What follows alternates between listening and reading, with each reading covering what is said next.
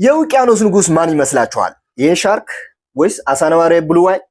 አይደለም፣ ኦርካ ነው። ፊዚካሊ ከሁሉ የሚተልቅ ባይሆንም እውነተኛ የባህር ገዥ ግን ኦርካ ነው።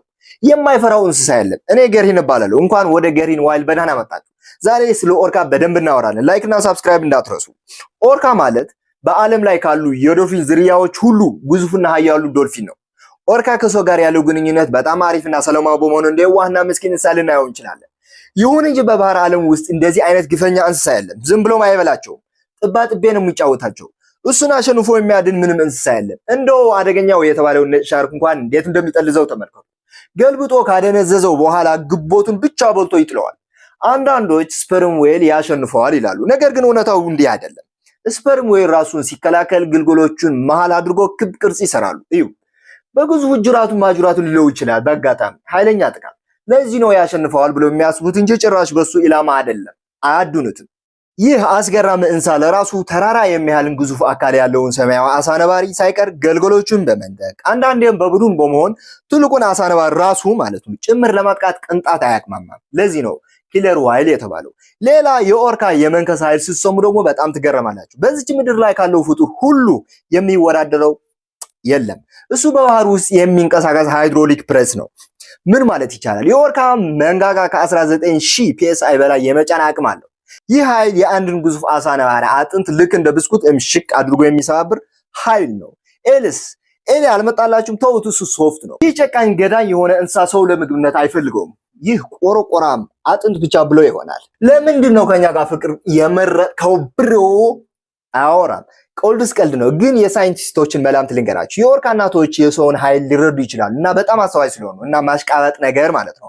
አንድ መላምት ይሄ ነው። ሌላ ደግሞ ሰው ለነሱ የሚጠቅም ኒውትሪንት የለውም ብለው ስለሚያስብ ነው ይላሉ። እናንተ ምን ትላላችሁ? ለምንድን ነው የማይበሉን? እሱ ብቻ ጊዜው የሚያጥፋው እዚህ አካባቢ ነው። ታዲያ ብልጥ አይደለ?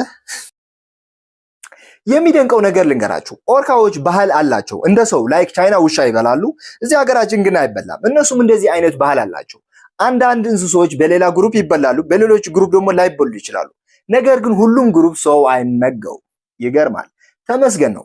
በእርግጠኝነት ግን ሰው ቢበሉ ኑሮ ባላቸው ተንኮልና የአደን ስትራቴጂ ይጨርሱን ነበረ። ሰው እንግዲህ ውሳኔውን ያሳልፍ ነበረ ማለት ነው። ወሳኝ ጥያቄዎች ይጥፉ ወይስ ንጥፋ ነው ጥያቄው። በቃ እንደዚህ አይነት እያንዳንዱ ግሩፕ ያለውን ባህል ኦርካ እናቶች የተረከቡትን ባህል ለመጪው ትውልድ ያስተላልፋሉ። ምክንያቱ በኦርካ ቤተሰብ ውስጥ የበላይ መሪዋ በእድሜዋ አንጋፋ የሆነችው እናት ነች። እነዚህ እናቶች ለአደን የሚያስፈልጉ ስልቶች፣ ጥበብ፣ የሚበሉና የማይበሉ ነገሮች ልክ እንደ ሰው ለልጆቻቸው በተግባር ያስተምራሉ። ምግብ በሚጠፋበት ጊዜም እነዚህ እናቶች የቆየ ልምዳቸው ተጠቅመው ቡድኑ ወደ ተሻለ ቦታ በመምራት ከጥፋት ይታደጓቸዋል። አያቶች ሲሆኑስ እናቶች ለአደን በሚወጡበት ጊዜ የልጅ ልጆቻቸውን በመንከባከብ በማስተማር ትልቅ ድርሻ አላቸው። በኦርካ ቤተሰብ ውስጥ እርስ በርሳቸው አይዋሰቡም።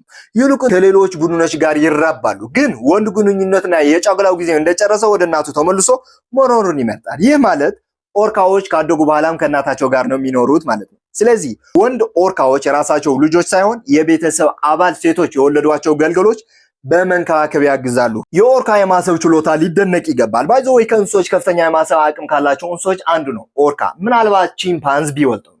እያንዳንዱ ቡድን የራሱ የሆነ የተወሳሰበ ቋንቋ አለው። እች ድምጽ ማለት ትርጉም አለው። ከሩቅ መንገደኛ ኦርካ ከመጣ አይግባቡም።